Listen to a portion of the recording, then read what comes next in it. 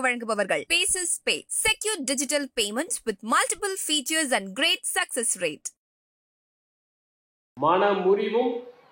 மனமுறிவும் என்கிற தலைப்புக்கு வருகிறேன். என்னிடம் ஒருவர் கேட்டார், மனமுறிவு என்று கேட்கிறீர்களே, பேசப் போகிறீர்களே, இரண்டுக்கும் என்ன பொது தன்மை என்றார். இரண்டுக்கும் சுழி சரியாக இருக்க வேண்டும் என்று நான் சொன்னேன். அண்மையிலே தினத்தந்தி நாளிதழிலே தலைப்புச் செய்தி ஒன்றை படித்தேன். தமிழ்நாட்டில் மனமுறிவு ஏற்படுகிற நிகழ்வுகள் கடந்த 10 ஆண்டுகளில் 3 மடங்காக அதிகரித்திருக்கின்றன.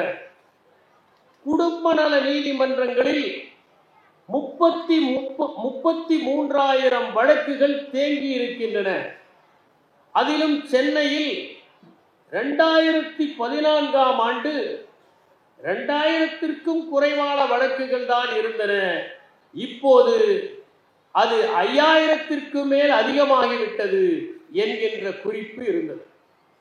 இந்த குடும்ப நல நீதிமன்றங்களில் நாளுக்கு நாள் விவாகரத்து கேட்டு வழக்குகள் பதிவு செய்யப்படுகின்ற எண்ணிக்கை அதிகரித்துக் கொண்டே இருக்கிறது என்பதை அந்த நாளிதழ் தலைப்புச் செய்தியாக வெளியிட்டிருந்தது. உலகத்திலேயே அதிகமான மனமுறிவுகள் நடக்கின்ற நாடு மாலத்தீவு.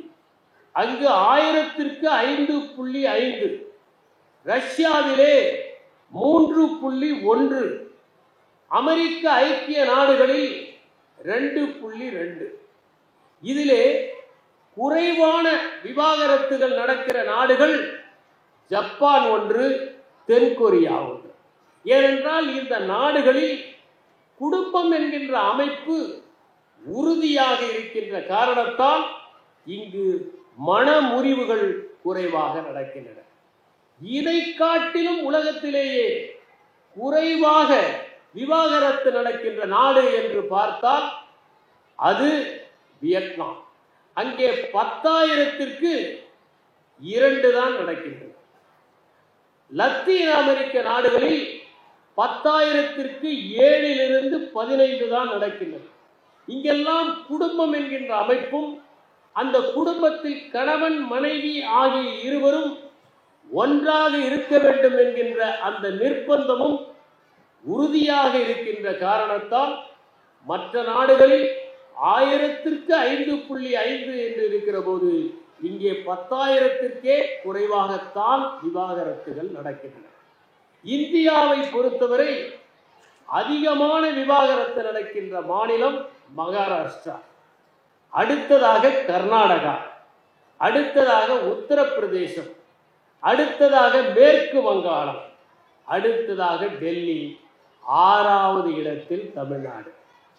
தமிழ்நாடு இந்த 6வது இடத்திலிருந்து முதலிடத்திற்கு போய்விடக்கூடாது என்பதற்காகத்தான் இன்று இந்த தலைப்பு. திரு ஆவுடையப்பன் அவர்கள் ஒரு தகவலை சொன்னார்.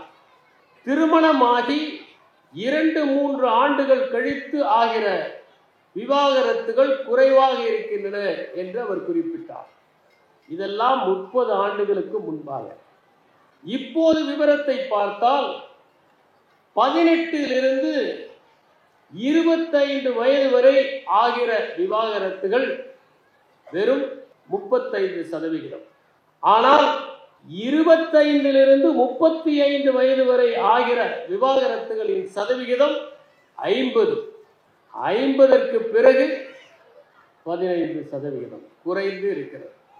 எனவே அதிகமாவது 25 வயதிலிருந்து 35 வயது வரை தான் 50% விவாகரத்துகள் அந்த சமயத்தில் தான் நடக்கின்றன.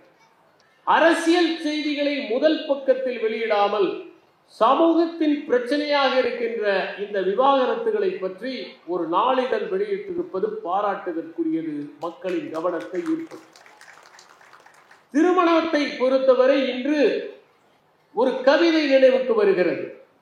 கல்யாண மண்டபங்களை பொறுத்தவரை இந்தியா பணக்கார நாடுதான், ஆனால் முதலிரவிலேயே அது ஏழையாகி விடுகிறது. திருமணத்தை ஆடம்பரமாக நடத்துகிறார்கள்.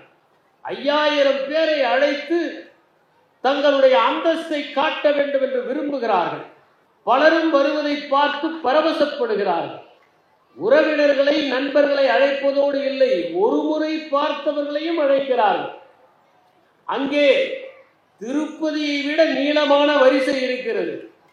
அதிலே முட்டி மோதி மணமகன் மணமகள் தரிசனத்தை பெறுவது என்பது சிரமமாக இருக்கிறது. அருகில் செல்வது எல்லாம் ஒரு புகைப்படத்திற்கு செயற்கை புன்னகையை உதிர்ப்பதற்காகத்தான். அங்கே யாரும் வாழ்த்துவதும் இல்லை, யாரும் வாழ்த்தை கேட்பதும் இல்லை. புகைப்படம் எடுத்ததும் நம் பணி முடிந்து விட்டது. அங்கே பரிமாறப்படுகிற உணவு பதார்த்தங்கள் தொடர்பற்றதாக இருக்கின்றன.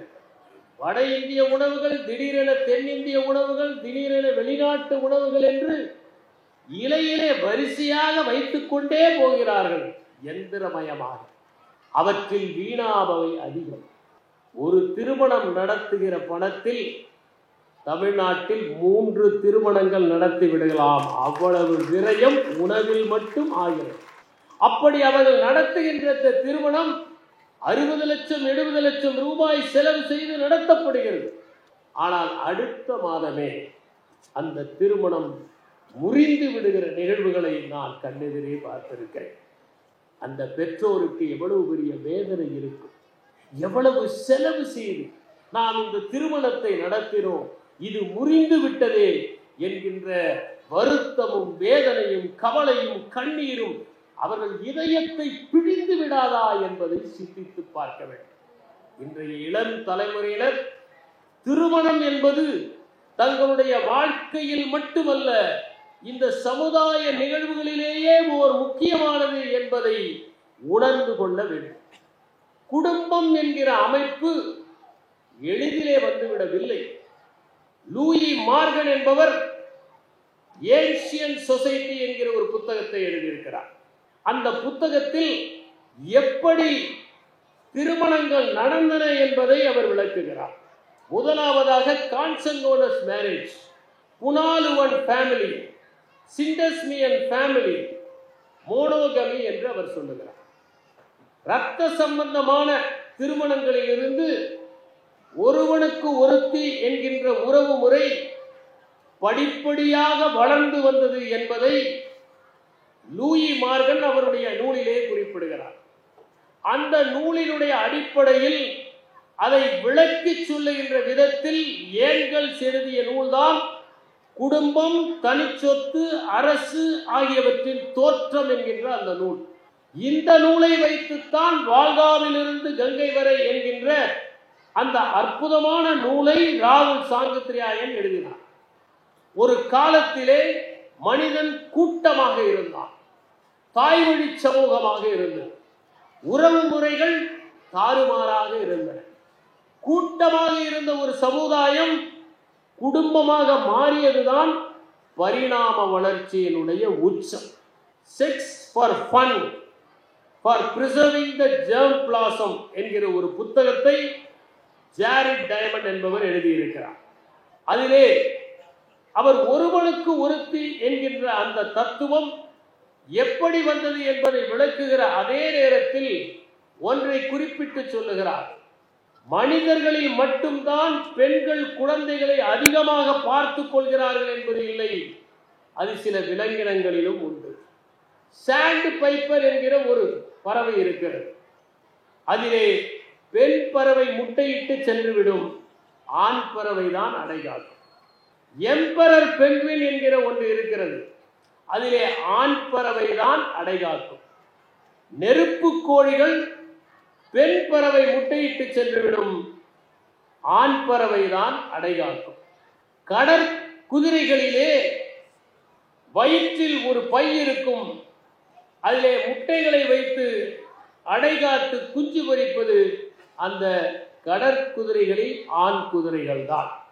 டார்வின் தவளை என்கின்ற ஒன்று இருக்கிறது, அது தலைப்பிரட்டைகள் பெரிதாகிற வரை தன்னுடைய வாயிலே வைத்து பாதுகாக்கும். குரங்குகளில் சில வகைகளில் ஆண் குரங்குகள் பெண் குரங்குகளை விட குட்டிகளை அதிகம் பாதுகாக்கும்.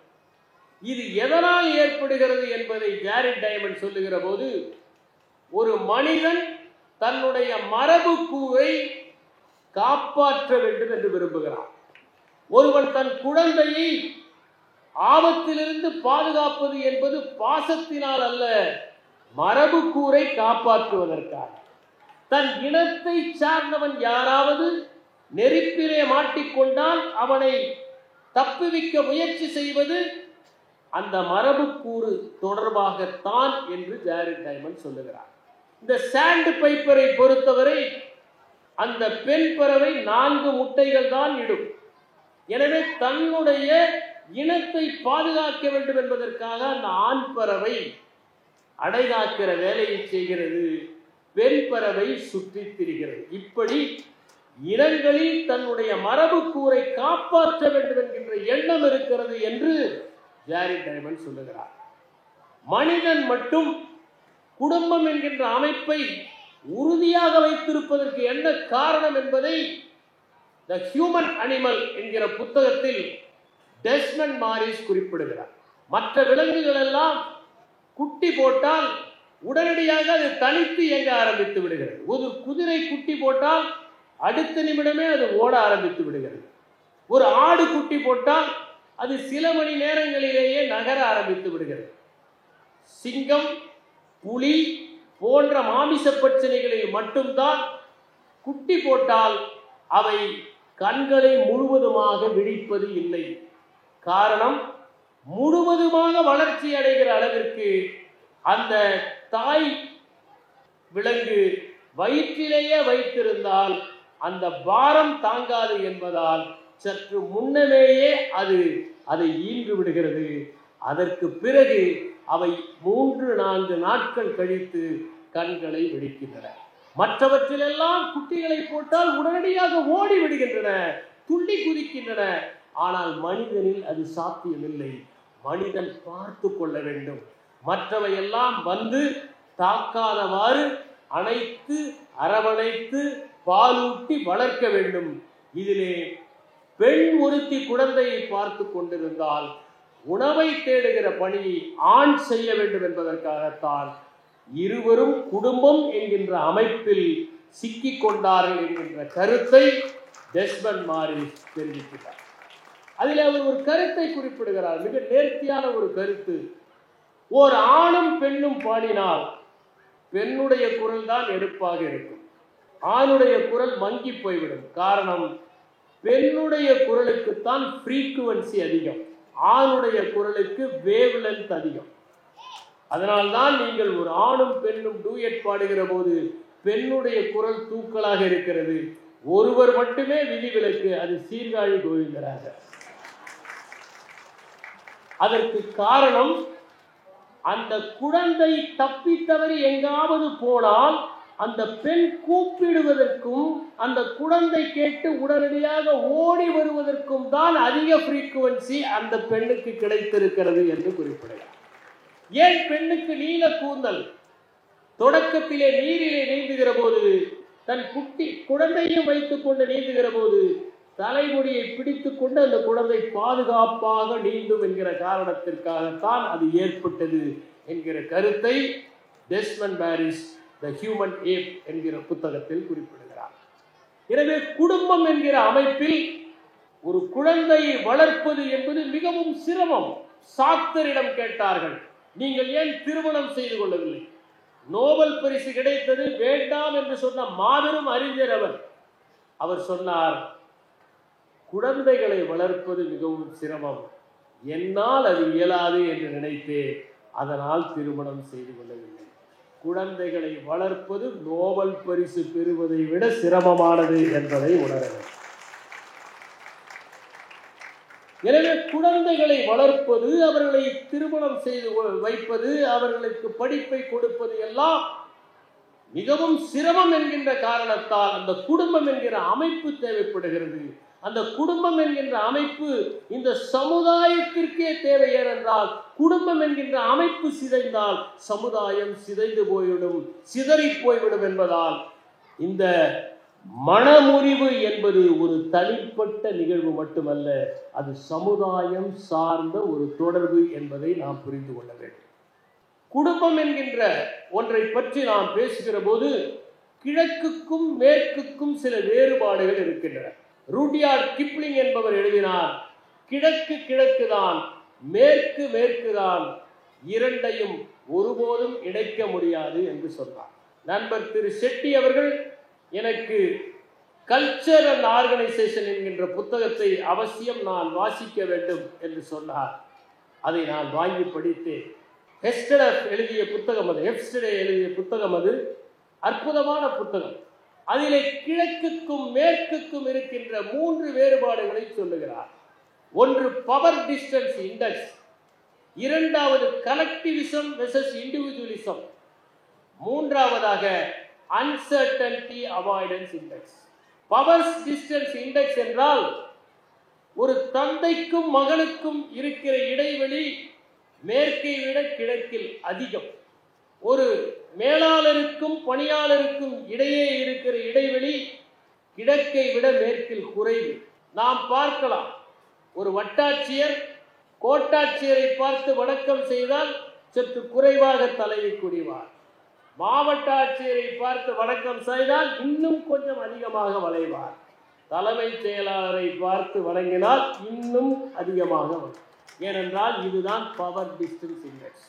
என்னுடைய நண்பர் ஒருவர் ஒரு அரசு பணியாற்றி கொண்டிருந்த போது அவரிடம் மேற்கிலே எப்படியெல்லாம் பணியாற்றுகிறார்கள் என்பதை பற்றி அவருடைய மேலாளர் பிரசங்கம் சொன்னார். அவருடைய பெயர் ஜான். இவர் பிரசங்கம் நடத்தி கொண்டிருக்கிற போது என்னுடைய நண்பர் மிஸ்டர் ஜான், நான் ஒன்று சொல்லலாமா என்றவுடன் அவர் கோபப்பட்டார். என்னுடைய பெயரை சொல்லுகிறீர்களா என்றார். அதற்கு இவர் சொன்னார், மேற்கிலே இது சாத்தியம், இங்கே சாத்தியமில்லை என்பதற்காகத்தான் இதை சொல்லி காட்டினார். நம் ஊரிலே அந்த இடைவெளி அதிகம். அதுதான் மேற்கிலும் கிழக்கிலும் இருக்கிற அந்த பண்பாட்டு வித்தியாசம். இரண்டாவதாக, ஒரு சின்ன நிகழ்வை கூட குடும்பத்திலே கலந்து ஆலோசித்து எல்லோரும் சிந்தித்து முடிவெடுப்பார்கள். ஒரு கார் வாங்குவது மட்டுமல்ல, ஒரு சாதாரணமான ஒன்றை வாங்குவதற்கு கூட, ஒரு திரைச்சீலையை வாங்குவதற்கு கூட இந்த விலை நமக்கு கட்டுப்படியாகுமா என்று கேட்டு வாங்குவார்கள். இது நம்முடைய பண்பாடு. ஆனால் அங்கே தனிப்பட்ட முடிவுகளை எடுப்பார்கள். மூன்றாவதாக அன்சர்டனிட்டி அவாய்டன்ஸ் இண்டெக்ஸ். 8 மணிக்கு ரயில் வந்துவிடும் என்றால் 8 மணிக்கு வந்துவிடும். ஆனால் இங்கே 8 மணிக்கு வந்துவிடுமா என்பது சந்தேகம். இதை அவர் சொல்லுகிறார். இந்த இரண்டுக்கும் இருக்கிற வித்தியாசம் நம்முடைய பண்பாட்டின் எல்லா கூறுகளிலும் வெளிவருகிறது. உதாரணமாக, நம்முடைய குழந்தை படிக்க வேண்டும், பெரிய அறிஞராக வர வேண்டும், நல்ல பதவியிலே வர வேண்டும் என்பதெல்லாம் நம்முடைய கிழக்கிலே இருக்கக்கூடிய பண்பாடு. அதற்காக பெற்றோர் நிறைய பிரயத்தனம் எடுத்துக் கொள்வார்கள். ஏதாவது ஒரு வகையில் அவன் படித்து விட வேண்டும் என்று நினைப்பார்கள். இங்கே கூட பல பெற்றோர் வந்திருக்கிறார்கள். அவர்களுக்கெல்லாம் ஒரு வாய்ப்பு கொடுத்தால், உங்களுடைய பையன் நீட் தேர்வு எழுதுவதற்கு பதிலாக நீங்களே எழுதலாம் என்று ஒரு வாய்ப்பு கொடுத்தால் இதில் நிறைய பேர் தயாராக இருப்பார்கள். எப்படியாவது மகனை படிக்க வைத்து விட வேண்டும், அவனுடைய வெற்றி தான் நம்முடைய வெற்றி என்று பெற்றோர் கருதுகிறார். அதனால் இவர்களும் விடிய விடிய படிக்கிறார்கள், இவர்களும் பாடங்களை தெரிந்து கொள்கிறார்கள். ஆனால் மேற்கிலே அப்படி இல்லை. ஒரு வயது வரை உன்னை படிக்க வைப்பேன், அதற்கு பிறகு உன்னுடைய பொறுப்பு. நான் சில வெளிநாடுகளுக்கு போயிருக்கிறேன். திரு ஷெட்டி அவர்களைப் போல உலகத்தையே நான் பார்த்தது இல்லை. அவர் இப்போதுதான் வெளிநாடுகள் எல்லாம் சென்று விட்டு வந்தார். நான் சென்ற நாடுகளில் கூட காலை வேளையில் உணவகங்களில் இளைஞர்கள் வந்து பரிமாறுகிற பணியை செய்வதை பார்த்தேன். அவர்கள் எல்லாம் கல்லூரியில் படிப்பவர்கள். அவர்களுக்கு கட்டணத்தை பெற்றோர் கட்ட மாட்டார்கள், அவர்கள் உழைத்துத்தான் கட்ட வேண்டும். இல்லை என்றால் யாராவது அவர்களுடைய படிப்பை தாங்களே முன்வந்து ஏற்றுக்கொள்ள வேண்டும். ஆனால் நம்மூரில் அப்படி இல்லை. 30 வயது ஆன ஒரு மகனை தந்தை கூட்டிக் கொண்டு வருகிறார். எப்படி குடிமைப்பணி தேர்வு எழுதுவது என்று சொல்லிக் கொடுங்கள். தனியாக விடுவதற்கு அவர் தயாராக இல்லை. எனவே நம்முடைய ஊரை பொறுத்தவரை இங்கு குடும்பம் என்கின்ற அமைப்பில் பெற்றோரின் வெற்றி என்பது பிள்ளைகளின் வெற்றியை பொறுத்து அமைகிறது. அமர் என்கிற ஒரு படம், பிரெஞ்சு திரைப்படம். கணவன் மனைவி தனியாக இருக்கிறார்கள், வயதானவர்கள். கணவனுடைய பெயர் ஜார்ஜ், மனைவியுடைய பெயர் ஆனி. அந்த ஆனிக்கு வயதான காலத்தில் திடீரென பக்கவாதம் வந்து விடுகிறது. படாத பாடுபடுகிறாள். எழுந்து நடக்க முடியவில்லை. உதவிக்கு ஒரு மகன் இருக்கிறான். ஒரு நாள் வந்து விட்டு ஓடி விடுகிறான். அவனுடைய பிரச்சனையே அவனுக்கு. இவர் பார்த்து கொள்ளுகிறார். இவராலும் முடியவில்லை. இவருக்கும் தள்ளாமை. ஏனென்றால் அந்த பெண்மணியை விட இவருக்கு வயது அதிகம். கடுமையான உழைப்பில் அந்த பெண்ணை பார்த்து கொள்ளுகிறார். அவரால் முடியவில்லை. அவள் படுகிற வேதனையை சகித்து கொள்ள முடியவில்லை. ஒரு நாள் தலையணையை வைத்து அந்த பெண்ணுடைய மூச்சை நிறுத்தி விடுகிறார். இதுதான் அமர் என்கிற அந்த படம். அதற்கு பிறகு ஜார்ஜ் அங்கிருந்து போகிறார். அவர் என்ன ஆகிறார் என்று படம் காண்பிக்கவில்லை. ஜார்ஜும் தற்கொலை செய்து கொண்டார் என்பதை சூசகமாக அந்த அமர் என்கிற படம் தெரிவிக்கின்றது. தமிழிலே இதோடு வந்த ஒரு சிறுகதையை ஒப்பிடலாம் என்று கருதுகிறேன். புதுமை பித்தன் எழுதிய செல்லம்மாள் என்கிற அந்த கதை. அந்த கதையை உலகத்தின் மிகச்சிறந்த காதல் கதை என்று சுந்தர ராமசாமி குறிப்பிடுகிறார். அந்த செல்லம்மாவிலே வயதான ஒரு பெண்மணி, மகன்கள் இல்லை, மகள்கள் இல்லை, பார்த்து பார்த்து பணிவிடை செய்கிறார். கணவன் நோயாளி, சீக்காளி, இருமுகிறாள், அடிக்கடி உடம்பு பாடாய்படுத்துகிறது. அருகில் இருந்து சுடுதண்ணீர் வைத்துக் கொடுக்கிறார், கஞ்சி வைத்துக் கொடுக்கிறார், ஓடுகிறார். அவளுக்கு எல்லா விதமான பணிவிடையும் செய்கிறார். அவளால் முடியவில்லை. மூச்சு தூக்கி தூக்கி போடுகிறது. இப்படி பல நாட்கள் பணிவிடை. ஆனால் பிரியாமல் நீங்காமல் அருகிலேயே இருந்து பணிவிடை செய்கிறார். ஒரு நாள் அவளுக்கு மூச்சு விட முடியவில்லை. மருத்துவரை அழைத்து வருவதற்காக ஓடுகிறார். திரும்பி வந்து பார்க்கிறார். செல்லம்மாளுடைய அந்த ஆவி பிரிந்து விட்டது. ஒரு நிமிடம் அமைதியாக அமருகிறார். அந்த அமைதியில் 1000 அர்த்தங்கள் உணர்த்தப்படுகின்றன. ஒரு வகையில் இவள் இன்னும் இம்சைக்கு உள்ளாகாமல் போய்விட்டாளே என்கிற ஒரு நிம்மதியும் இருக்கிறது. இதுநாள் வரை தன்னுடைய வாழ்க்கையை அர்த்தப்படுத்தி கொண்டிருந்த ஓர் உயிரும் போய்விட்டதே என்கின்ற சோகமும் அதிலே இருக்கிறது. அற்புதமான கதை. இதுதான் கிழக்கு. அமர் என்பது மேற்கு, செல்லம்மாள் என்பது கிழக்கு. இரண்டுக்குமான வேறுபாடு. நான் சில வயதான தம்பதிகளை பார்த்திருக்கிறேன். 40 வருடம் 50 வருடம் எல்லாம் ஒன்றாக வாழ்ந்திருப்பார்கள். கணவனை பார்த்தால் மனைவியைப் போலவே தெரிவார். மனைவியும் கணவனும் சகோதர சகோதரிகளைப் போல தென்படுவார்கள். அவர்கள் எண்ணங்கள், அவர்களுடைய தோற்றங்களை கூட மாற்றி விடுகின்றன. அவர்களை தனித்தனியாக கேட்டால் கூட ஒரே பதிலை சொல்வார்கள். ஏனென்றால் அப்படி ஒன்றிய ஒரு வாழ்க்கையை அவர்கள் வாழ்ந்திருப்பார்கள். வயதான காலத்தில் தான் கணவன் என்கின்ற அந்த துணை தேவைப்படுகிறது. மனைவி என்பவருடைய சமீபம் தேவைப்படுகிறது.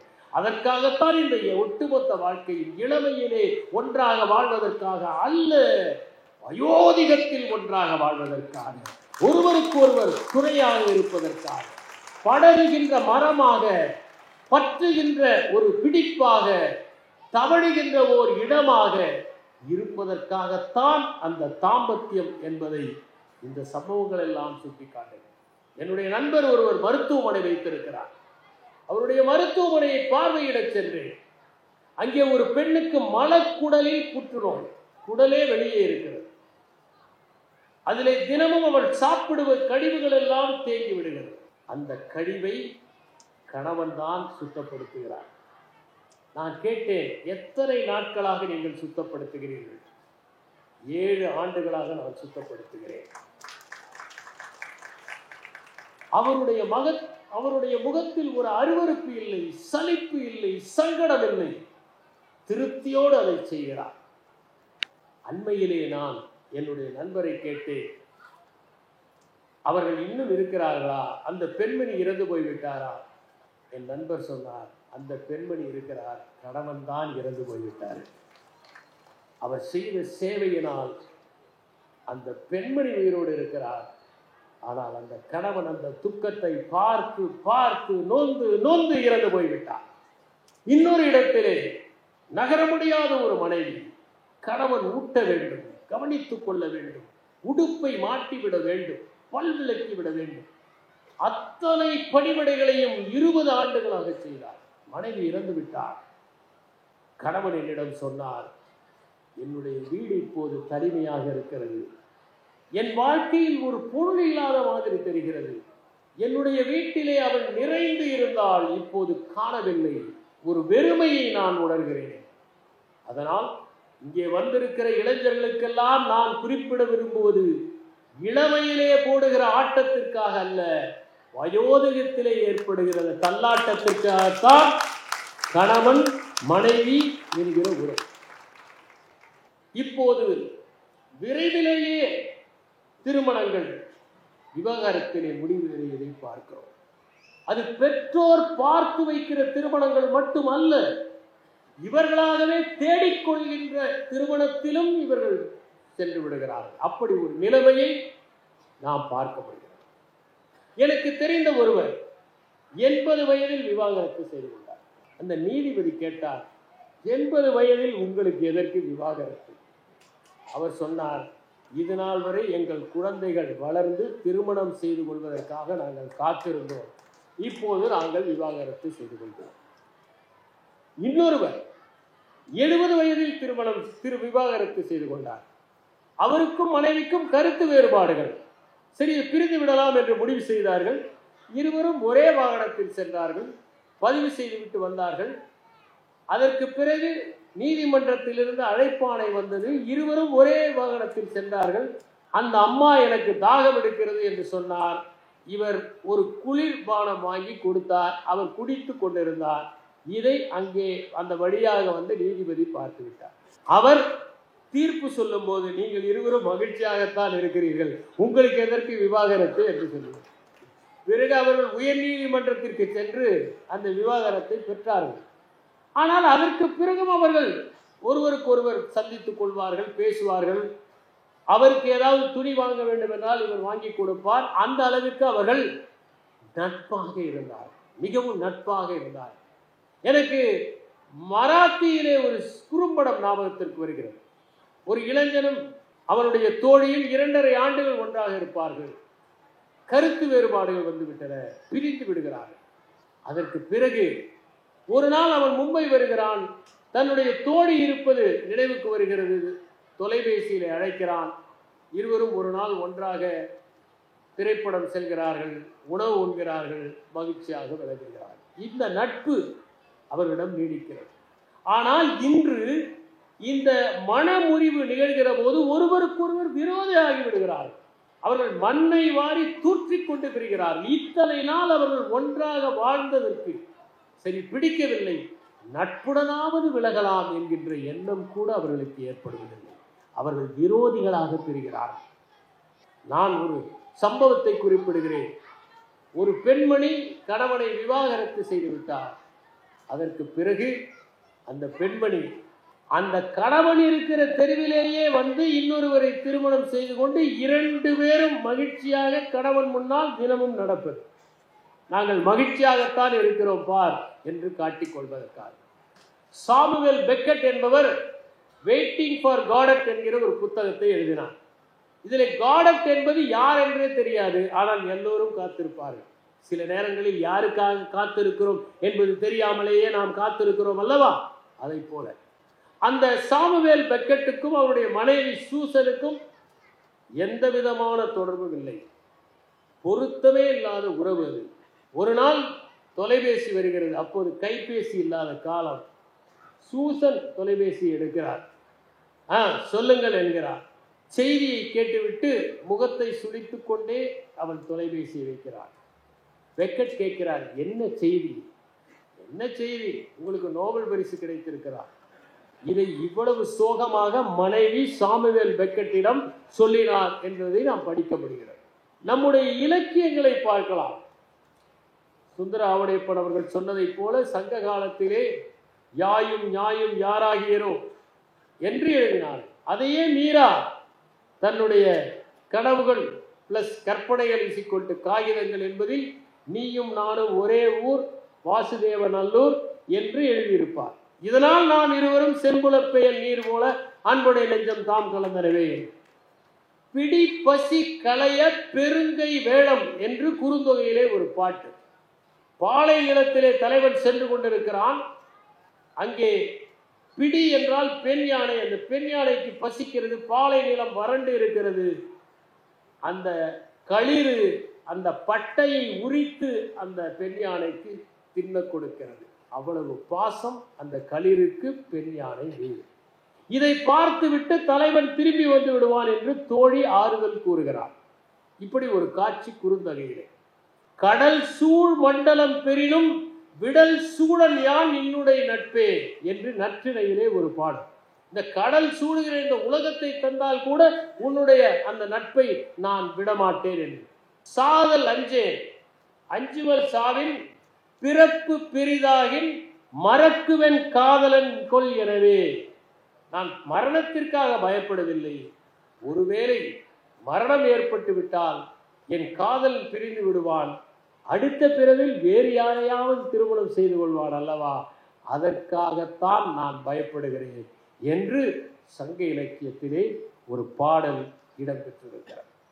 எனக்கு ஒரு ஆதர்சமான தம்பதிகள் என்று சொன்னால் கிஃப்ட் ஆஃப் மேகி என்கிற ஓ ஹென்றி எழுதிய அந்த சிறுகதை தான் நினைவுக்கு வருகிறது. வில்லியம் சிட்னி போர்ட்டர் என்பவர் தான் கையாடலுக்காக கைது செய்யப்படுகிறார். சிறைச்சாலையில் அவர் ஒரு எழுத்தாளராக உருவாகிறார். 300 சிறுகதைகள் எழுதுகிறார். அதிலே ஒன்று கணவன் மனைவி வறுமையிலே வாடுகிறார். அவன் பெயர் ஜிம், அவள் பெயர் ஸ்டெல்லா. கைக்கும் வாய்க்குமே போதாத வருமானம். திருமண நாள் வருகிறது. கணவன் நினைக்கிறான், என் மனைவிக்கு ஏதாவது பரிசு கொடுக்க வேண்டுமே. அவளுக்கு மிக அழகான ஒரு முடி. இதை வாரிக்கொள்வதற்காக ஒரு தங்கச் சீப்பு வாங்கி கொண்டு வருகிறார். ஆனால் அவளோ தன்னுடைய முடியை, அழகான முடியை வெட்டி விட்டுவிட்டு அதற்கு பதிலாக அவனுடைய கடிகாரத்திற்கு செயின் வாங்கி வருகிறாள். கடைசியில் இவளுடைய பரிசும் பயனற்று போனது, அவனுடைய பரிசும் பயனற்று போனது. ஆனால் இதைவிட உயர்ந்த பரிசு ஒருவருக்கு ஒருவர் காட்டுகிற அன்புதான் என்பதை அவர்கள் உணர்கிறார்கள். நாம் ஏன் பெற்றோர் ஏற்பாடு செய்த திருமணங்கள் விவாகரத்தில் முடிகின்றன என்பதை பற்றி சிந்திக்க வேண்டும். முதலாவதாக அதிக எதிர்பார்ப்புகள் இருக்கின்றன. திருமண வாழ்க்கையை பற்றி நிறைய மனத்தயாரிப்பு செய்து கொள்கிறார். அந்த எதிர்பார்ப்புகள் எல்லாம் நிறைவேறாவிட்டால் ஏமாறி விடுகிறார். நான் படித்திருக்கிறேன். கணவனை தேடுகின்ற ஒரு கடை பல அடுக்கு மாடி கொண்டது. நீங்கள் முதல் மாடியில் திருப்தி அடையவில்லை என்றால் 2வது மாடிக்கு போகலாம், பிறகு 3வது மாடி. அவள் தரைதளத்திற்கு செல்லுகிறாள். அழகான கணவன் கிடைப்பான். அதை பார்த்தாள். சரி, இதைவிட நன்றாக இருந்தால் என்று முதல் மாடிக்கு போகிறாள். அழகும் அறிவும் உள்ள கணவன் கிடைப்பான். இதைவிட நன்றாக இருந்தால் என்ன? அறிவும் அழகும் பண வசதியும் கொண்டவன். ஆகா, இதைவிட நன்றாக இருந்தால் என்று 4வது மாடி. அறிவும் அழகும் பண வசதியும் குணமும் கொண்ட கணவன். ஆகா என்று அடுத்த மாடிக்கு போகிறார். உங்கள் தேவையை எங்களால் பூர்த்தி செய்ய முடியாது, இந்த வழியாக இறங்கி போய் விடுங்கள் என்று ஒரு பலகை மாட்டப்பட்டிருந்தது. திருமணத்தை பற்றிய நிறைய தயாரிப்புகள் இல்லாத இருந்ததனால்தான் அந்த காலத்து திருமணங்கள் வெற்றி பெற்றன. நாம சில தயாரிப்புகளை செய்து கொண்டால் அந்த மன தயாரிப்புகளுக்கு ஏற்ற வாழ்க்கை அமையாவிட்டால் ஏமாற்றம் ஏற்பட்டு விடும். தன்முனைப்பின் காரணமாக திருமணங்கள் புரிந்து போவதை பார்க்கலாம். மூவா கள்ளோ காவியமோ என்கிற ஒரு நாவலை எழுதியிருக்கிறார். ஒவ்வொரு பாத்திரமும் தன்னுடைய பங்கை பேசுவதை போல. அதிலே மங்கை என்கிற ஒரு பெண், அவள் தாயை இழந்து விடுகிறாள். அத்தை வளர்க்கிறாள், கொடுமைக்கார அத்தை. அவள் கெடுபிடிகளை அவளால் தாங்க முடியவில்லை. தொடர்வண்டி நிலையத்தில் ஒரு குடும்பத்தை சந்திக்கிறாள். அவர்களுடைய அன்பு ஈர்த்து விடுகிறது. அவர்களோடே பயணப்படுகிறாள். அவர்கள் வீட்டுக்கு செல்கிறாள். வேலை பெண்ணாக செல்கிறாள். அந்த வீட்டிலே ஒரு பெரியவர் இருக்கிறார். அவளை படிக்க சொல்லுகிறார், எழுத சொல்லுகிறார், கற்றுத் தருகிறார்.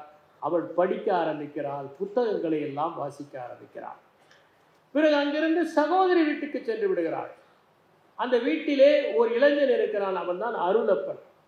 அருளப்பனுக்கும் மங்கைக்கும் நேசம் என்பதை அந்த பெரியவர் புரிந்து கொண்டு அவளை வரவழைத்து திருமணம் செய்து வைக்கிறார். இனிமையாக போய்கொண்டிருக்கிறது திருமண வாழ்க்கை. ஒரு நாள் நண்பனோடு இரவு உணவுக்கு வீட்டுக்கு அழைத்து வருகிறான். அவள் ஈசி சேரில் சாய்ந்து கொண்டிருக்கிறாள். அயற்சியின் காரணமாக கண்களை மூடி. கணவன் மங்கை என்கிறான். சாப்பாடு எடுத்து வைத்திருக்கிறேன், போட்டு சாப்பிடுங்கள் என்கிறாள். அவ்வளவுதான். அவள் கணவன் நண்பனோடு வந்ததை பார்க்கவில்லை, அயற்சியின் காரணமாக சொல்லிவிடுகிறார். அந்த ஒற்றை வார்த்தையின் காரணமாக அவர்கள் பிரிந்து விடுகிறார்கள். மங்கை அங்கிருந்து மும்பை செல்கிறாள். ஒரு கடையிலே மேற்பார்வையாளராக இருக்கிறாள். அவருக்கும் அருளப்புக்கும் பிறந்த தேன்மொழிக்கு அருளப்பன் அம்மா இறந்து விட்டாள் என்கிற பொய் சொல்லுகிறாள். கடைசியாக கண்டுபிடித்து மங்கை வருகிறாள். ஆனால் தேன்மொழி அவளை சாகும் வரை அம்மா என்று அழைக்கவில்லை என்று கள்ளோ காவியமோ என்கிற அந்த கதை முடிகிறது. தன்முனைப்பின் காரணமாக கணவன் மனைவி ஆகியோர் ஒரு சின்ன பிரச்சனையை பேசி தீர்த்திருக்கலாம். இருவரும் அமர்ந்து என்ன என்று கேட்டிருக்கலாம். அவளுக்கு உடம்பு முடியாமல் இருந்திருக்கலாம். அவன் நண்பனோடு வந்தது தெரியாமல் இருந்திருக்கலாம். இந்த ஒரே ஒரு காரணம் ஏனென்றால் அவன் நினைக்கிறான், ஒரு வேலைக்காரி தானே, அவளுக்கு என்ன வாழ்வு வந்து விட்டது, என்னை திருமணம் செய்து கொண்டு இப்படி செய்து விட்டாளே, இவள் ஒரு வேலைக்காரி, இவள் வேலைக்காரியை போல நடந்து கொள்ளவில்லையே என்று நினைக்கிறான். இதுதான் அந்த பிணக்குக்கு காரணம், இருவரும் பிரிவதற்கு காரணம். இதை போலத்தான் பிணக்கு என்கின்ற கதையை கூட ஜெயகாந்தன் எழுதியிருப்பார். ஆனால் இந்த கல்லோ காவியமோ என்பது தன்முனைப்புக்கு ஒரு உதாரணம். அடுத்ததாக முக்கியமானது நான் உயர்ந்தவன் என்று நினைப்பது. ஒரு காலத்திலே நீங்கள் வீடுகளுக்கு சென்றால் அங்கே கணவன் மனைவியுடைய புகைப்படம் இருக்கும். கணவன் அமர்ந்திருப்பார், மனைவி நின்று கொண்டிருப்பார். இப்போது மாற்றம் ஏற்பட்டிருக்கிறது. கணவன் நின்று கொண்டிருக்கிறார், மனைவி அமர்ந்து கொண்டிருக்கிறார். யாராவது ஒருவர் அமர வேண்டியதுதானே. ஆனால் மாற்றம் நிகழ்ந்து கொண்டிருக்கிறது. நான் உயர்ந்தவன் என்கிற எண்ணம் யாருக்கு வந்தாலும் அந்த திருமண வாழ்க்கை என்பது பாதிக்கப்படும். ஒரு காலத்திலே கூட்டு குடும்பங்களாக இருந்தன. அந்த கூட்டு குடும்பங்கள் தனி குடும்பங்களாக ஆன பிறகு அதிக சுதந்திரமும் அதிகமாக தனக்கான இடம் கிடைக்கிற அந்த உரிமையும் இருக்கின்ற காரணத்தினால் திருமண வாழ்க்கையில் அதை சிறிது குறைந்தாலும் பிரிகிற நிலைமையை நாம் பார்க்க முடிகிறது. அதை போலதான் கையகப்படுத்துகிற ஒரு நிலைமை, பொசசிவ்னஸ் என்பது. இது யாருக்கு இருந்தாலும் அது பிரிவிலே கொண்டு போய் விட்டுவிடும். கணவன் மனைவி பிரிவதற்கு இன்னொரு காரணம், ஐ ஆம் okay, you are not okay என்கிற மனநிலையில் இருப்பது. நான் செய்வதெல்லாம் சரி, நீ செய்வது எதுவுமே சரியில்லை என்கிற எண்ணத்தில் இருக்கிற போது அவர்களுக்குள் பிரிவு ஏற்படுவதற்கான வாய்ப்புகள் ஏற்படுகின்றன. இன்னொரு பக்கம் நாம் நன்றாக கவனித்து பார்த்தால் இன்று இருப்பவர்கள் மேற்கை போல அதிக பரப்பு வெளியை நாடுகிறார்கள். தன்னுடைய இடத்தில் அடுத்தவர்கள் பிரவேசிக்க கூடாது என்கிற எண்ணம் அவர்களுக்கு உறுதியாக இருக்கிறது. இன்னொன்று, நாம் இப்படித்தான் இருக்க வேண்டும் என்கின்ற ஒரு வரையறையை செய்து கொள்ளுகிற போதும் இந்த திருமணங்கள் தோல்வியிலே படுகிறது. நான் கேள்விப்பட்டிருக்கிறேன். என் நண்பர் ஒருவர் சொன்ன கதை இது. அவருடைய நண்பர் ஒருவர் மனைவி இறந்து, தாய் இறந்து விட்டார், திருமணம் செய்து கொண்டார். மனைவி எந்த உணவு சமைத்தாலும் இதை வாயிலேயே வைக்க முடியவில்லை என்று தூக்கி எறிவார்.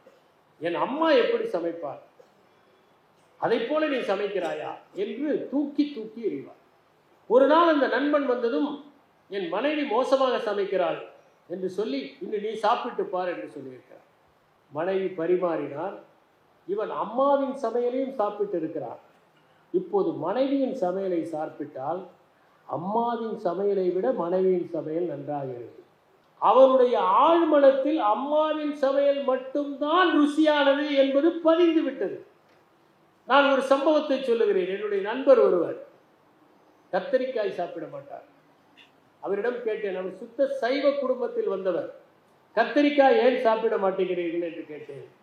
ஒரு நாள் சாப்பிட்டு கொண்டிருந்த போது இது மீன் மாதிரி இருக்கிறது என்று ஒரு நண்பர் சொன்னார். அதிலிருந்து நான் சாப்பிடுவதில்லை என்றார். மீனுக்கும் இதற்கும் என்ன தொடர்பு இருக்கிறது என்று ஆழ்மனத்தில் பதிந்து விட்டது. நான் என்ன செய்ய முடியும் என்றார். ஒரு மாதம் கழித்து அவர் மீன் சாப்பிட்டு கொண்டிருப்பதை பார்த்தேன். அவரிடம் கேட்டேன், மீனையே சாப்பிடுகிறீர்கள், கத்திரிக்காய்? அவர் சொன்னார், இது ஆழ்மனத்தில் பதியவில்லை, அதனால் சாப்பிடுகிறேன். ஏனென்றால் ஆழ்மனம் மேல் மனத்தை விட உறுதியானது. ஆகவே அந்த மனிதர் தன்னுடைய தாய் சமைப்பது மட்டும்தான் நல்ல சமையல், வீட்டை விட்டு வெளியே போகவில்லை, எந்த சமையலையும் சாப்பிட்டதில்லை. வீட்டிலேயே ஒரு பெட்டி கடை, அதை பராமரித்து விடுகிறார். அம்மாவின் சமையல் ஒன்றுதான் அவருடைய உணவு, அதனால் நினைக்கிறார் இது மட்டும்தான் என்று. இதுதான் ஸ்டீரியோ டைப்பிங் என்று சொல்லுவார். அப்படி நீங்கள் நினைத்தால் அந்த திருமண வாழ்க்கை வெற்றி பெறுவதற்கான வாய்ப்புகள். இப்போது இருக்கிற தலைமுறை ஓவர் திங்கிங் என்று சொல்லப்படுகின்ற விளைவுகளை பற்றி நிறைய கற்பனை செய்து கொள்கிறார்கள். எனக்கு தெரிந்த ஒரு பெண்மணி, இன்னும் திருமணமாகவில்லை. அந்த பெண்மணியினுடைய தூரத்து உறவினர் ஒருவர் அந்த பெண்மணிக்கு ஏதாவது செய்ய வேண்டும் என்று ஆசைப்பட்டார். உன்னுடைய திருமணத்திற்கு ஒரு கார் வாங்கி கொடுக்க போகிறேன் என்றார். அந்த பெண்மணி சொல்கிறார், காரை முன்னாலேயே வாங்கி கொடுத்து விடுங்கள். திருமணத்தின் போது வாங்கி கொடுத்தால் நாளை ஒருவேளை விவாகரத்தானால் அவரும் பங்கு கேட்பார். இன்னும் திருமணமே ஆகவில்லை, அதற்குள் விவாகரத்து வரை போய்விட்டார். இன்னொரு பிரச்சனை, இந்த சமூக ஊடகங்கள். சந்தோஷமாக இருக்கிறார்களோ இல்லையோ, எல்லோருமே சந்தோஷமாக இருப்பதை போல காட்டிக் கொள்கிறார்கள். இந்த ஃபேஸ்புக், ட்விட்டர் போன்றவற்றில் அவர்கள் சாப்பிடுகிற உணவை கூட புகைப்படம் எடுத்து போட்டு, அல்லது எப்போதோ வாங்கிய ஒரு மோதிரத்தை போட்டு, என் கணவர் இப்போது வாங்கி கொடுத்தார் இந்த பிறந்த நாளுக்கு என்றதும், நம்முடைய கணவர் எந்த மோதிரத்தையும் வாங்கி தரவில்லையே என்கிற ஏக்கம், ஒரு பரிதாப உணர்வு, தன்னிறக்கம், கழிவிறக்கம் ஏற்பட்டு விடுகிறது. இந்த சமூக ஊடகங்களினால் ஏற்படுகிற ஒரு தொல்லை. அடுத்தது, திருமணம் ஆகிறவரை சமமாக நடத்துகிறவர்கள். திருமணம் ஆன பிறகு நான் மேல் என்று நினைக்கிற போது அதை ஏற்றுக்கொள்கின்ற பக்குவம் வருவது இல்லை. ஒரு சம்பவத்தை கூறுகிறேன். என்னுடைய நண்பர் ஒருவர், அவருடைய அம்மா, கணவன் இல்லாத அம்மா, தந்தை இல்லாத அம்மாவையும் மனைவியும் அழைத்து செல்வார். மகனும் அம்மாவும் உயர் வகுப்பிலே அமர்ந்து படம் பார்ப்பார்கள். அவருடைய மனைவி குறைவான வகுப்பிலே அமர்ந்து படம் பார்ப்பார்கள். அதற்கு என்ன காரணம் என்றால், அந்த அம்மா சொல்வாராம், நான் என்னுடைய மாமியாரிடம் எவ்வளவெல்லாம் கொடுமைப்பட்டேன் என்று நினைத்து தன்னுடைய மருமகளை எப்படி நடத்துகிற பழக்கம் ஏற்பட்டது. சின்ன சின்ன பிரச்சனைகளை கூட ஊதி ஊதி பெருகாக்குகிற பழக்கம் இந்த தலைமுறைக்கு இருக்கிறது. ஒரு கணவனும் மனைவியும் திருமணம் செய்து கொண்டதும் அந்த பெண்ணுடைய தாயார் அழைத்தார். நான் உனக்கு ஒன்றை சொல்வேன், தவறாமல் கடைபிடிக்க வேண்டும். சரி என்றால், ஒன்றுமில்லை, நீங்கள் இருவரும் உங்கள் இருவர் பெயரிலும் ஒரு வங்கி கணக்கை தொடங்குங்கள். எந்த மகிழ்ச்சியான நிகழ்வு ஏற்பட்டாலும் ஒரு 1000 ரூபாயை அதில் போடுங்கள். உன்னுடைய வாழ்க்கையில் மகிழ்ச்சியாக உனக்கு ஒரு பதவி உயர்வு கிடைத்தால் அவர் போட வேண்டும். அவருக்கு ஏதாவது நல்ல பெயர் கிடைத்தால் நீ 1000 ரூபாய் போட வேண்டும். இருவரும் போடுங்கள் என்றார். இப்படி இவர்கள் போட்டுக்கொண்டே வந்தார்கள். 3 ஆண்டுகள் ஆயின. இருவருக்குள் பிரச்சனை. நான் திருமணத்தை விட்டு விலகத்தான் வேண்டும் என்று அவன் பிடிவாதமாக இருக்கிறான். இவனுக்கும் ஒரு தன்முனைப்பு. இவனே எப்படி இருக்கும்போது நான் ஏன் இருக்கக்கூடாது? சரி, பிரிந்து விடுவோம். அப்போது அம்மாவிடம் தொலைபேசியிலே தொடர்பு கொண்டு சொன்னார், அதெல்லாம் சரி, ஆனால் நீயும் சேர்ந்து அவரோடு கணக்கு தொடங்கி இருக்கிறாய், உன்னுடைய பணத்தை திரும்ப பெற்றுக்கொள். அவள் கணவனிடம் சொன்னாள், என்னுடைய பணத்தை நீங்கள் எடுத்து கொண்டு வந்து கொடுங்கள், இந்த கணக்கை முடியுங்கள். அவன் அந்த கணக்கு புத்தகத்தை எடுத்து கொண்டு போகிறான். வங்கியிலே அமர்ந்து பார்க்கிறான். என்னுடைய பதவி உயர்வுக்கு அவள் போட்ட 1000 ரூபாய், எனக்கு மேலாளர் பாராட்டியதற்கு அவள் போட்ட 1000 ரூபாய், அவள் இன்று சுவையாக சமைத்ததற்கு நான் போட்ட 1000 ரூபாய், இப்படி படித்துக்கொண்டே வருகிறான். அந்த நினைவுகள் எல்லாம் அவனுக்கு காட்சியாக வருகின்றன. எவ்வளவு மகிழ்ச்சியாக இருந்திருக்கிறோம். 1000 ரூபாய் 1000 ரூபாய் என்று எத்தனை முறை போட்டு மகிழ்ச்சியாக இருந்திருக்கிறோம். இந்த ஒரு சச்சரவுக்காக அத்தனை மகிழ்ச்சிகளையுமா இழந்து விடுவது? நாம் இருவரும் சேர்ந்து வாழ்வதற்காக என்று 1000 ரூபாயை போட்டு கொண்டு வந்து அந்த வங்கி புத்தகத்தை கொடுத்தால் இருவரும் தொடர்ந்து வாழ்வார். இந்த வீடியோ உங்களுக்கு பிடிச்சிருந்தா லைக் பண்ணுங்க, ஷேர் பண்ணுங்க, கமெண்ட் பண்ணுங்க.